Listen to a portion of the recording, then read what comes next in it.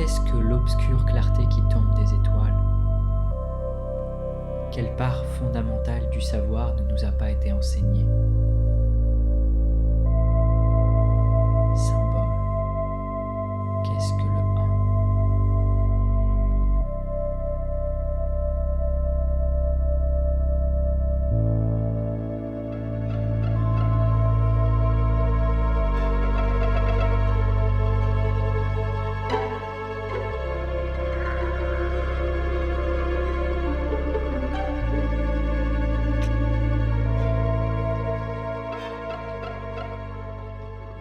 Je me souviens d'une patiente, je me souviens même plus de son nom, j'ai même perdu son dossier, mais j'aime bien l'idée que ça reste que dans ma mémoire.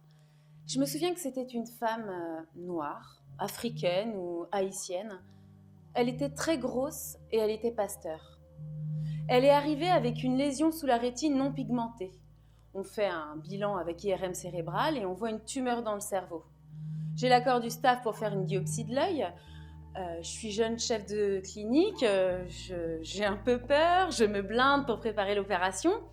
Comme je suis au début de ma carrière, c'est moi-même qui faisais l'examen préopératoire avant l'opération. Et là, l'interne vient me voir avec les résultats et il me dit « il n'y a plus rien ». Je lui dis qu'il s'est planté. Je regarde et je vois qu'il n'y a plus rien. La patiente était déjà hospitalisée pour que je l'opère le lendemain. Je demande au radiologue de refaire une IRM en urgence. Il me dit que je le fais chier, mais il refait une IRM en urgence. Et il vient me voir et il me dit « il n'y a plus rien ». Ça n'arrive jamais.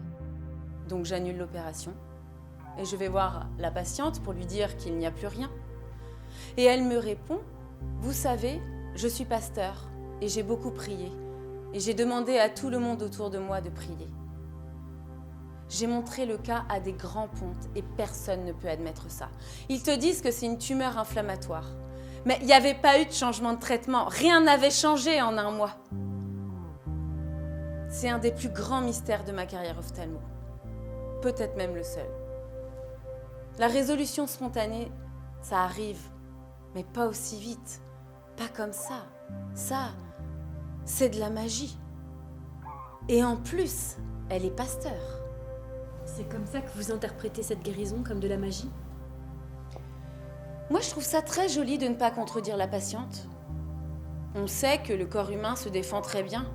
On sait aussi que les personnes qui pratiquent la méditation, qui visualisent leurs cellules en train de se battre, guérissent mieux. On n'est pas décorrélés. L'esprit aide à la guérison. L'esprit, c'est une composante majeure de la lutte contre le cancer. Je ne crois pas que ce soit une force extérieure qui ait guéri cette femme. Elle a guéri sa tumeur avec son esprit et sa croyance à elle. Et les prières des autres l'ont aidée, elle.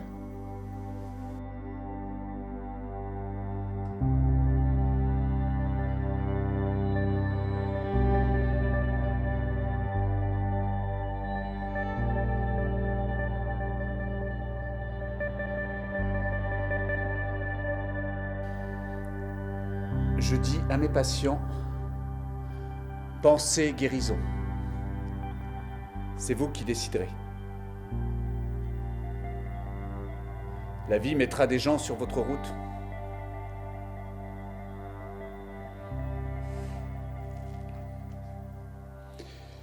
Notre voie thérapeutique, c'est nous qui la construisons.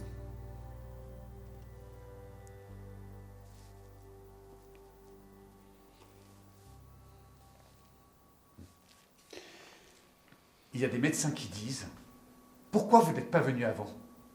Mais quelle débilité, hein. Ça, c'est la phrase qu'on dit quand on sait qu'on ne va pas guérir les gens. Moi, je leur réponds. Il n'est jamais trop tard. Si vous êtes venu aujourd'hui, c'est que vous ne pouviez pas venir avant.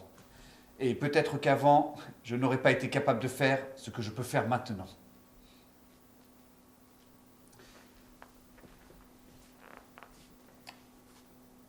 C'est bon, merci.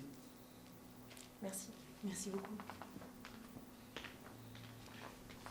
Bien sûr, les réactions chimiques existent.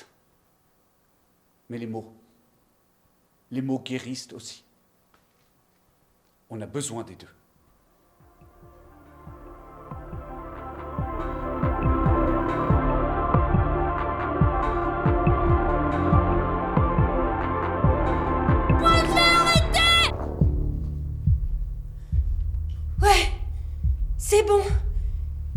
Arrête! Hilde? Ta thèse? Mais t'es folle, tu vas pas abandonner comme ça? J'ai pas dit abandonner, Nice. J'ai dit arrêter, tu comprends, c'est un choix. C'est pas ma voix. C'est Corinne qui va pas s'en remettre. Tu sais quoi, j'en ai rien à foutre de Corinne parce que c'est pas sa vie, c'est ma vie.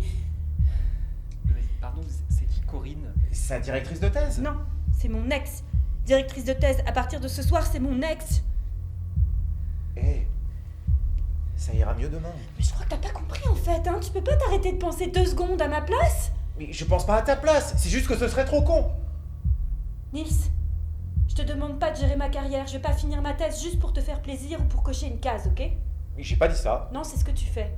Moi, je coche une case. Oui. Pas du tout.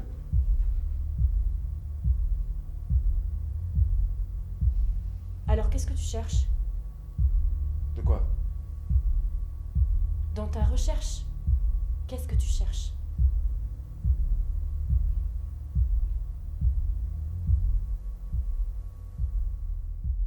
Moi, je m'appelle Vera. Ici et maintenant, sur cette scène, je suis Vera. Je porte donc un prénom russe. En russe, Vera, c'est la foi. En latin, Vera, c'est ce qui est vrai. Les alchimistes parlent d'imaginatio vera. L'imagination vraie.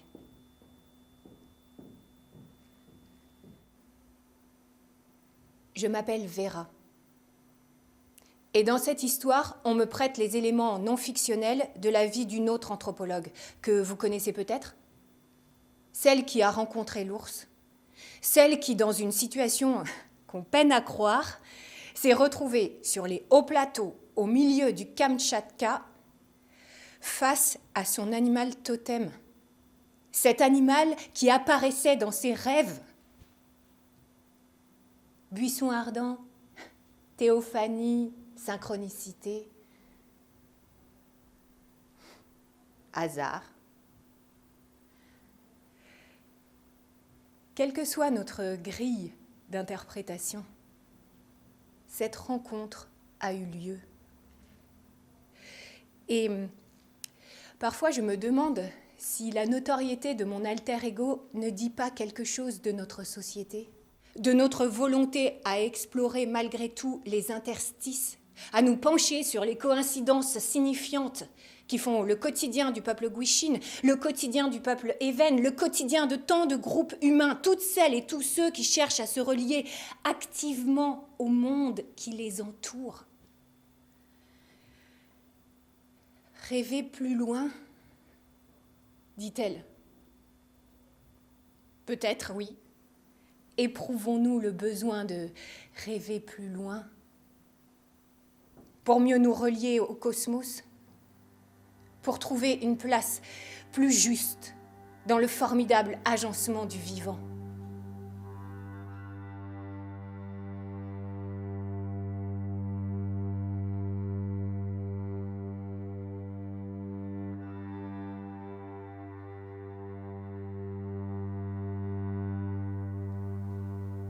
Il se passe des choses quand on se laisse traverser par la dynamique du 1, par la dynamique du 2, par la dynamique du 3.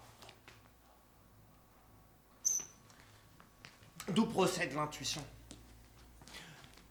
Le mathématicien Henri Poincaré pensait que nous sommes tous et toutes dotés d'une sensibilité mathématique, c'est-à-dire un rapport à la structure d'ordre, à l'élégance géométrique. Pour lui, l'illumination subite du mathématicien qui voit soudain son théorème, c'est lié à cette capacité. C'est l'inconscient qui opère le tri.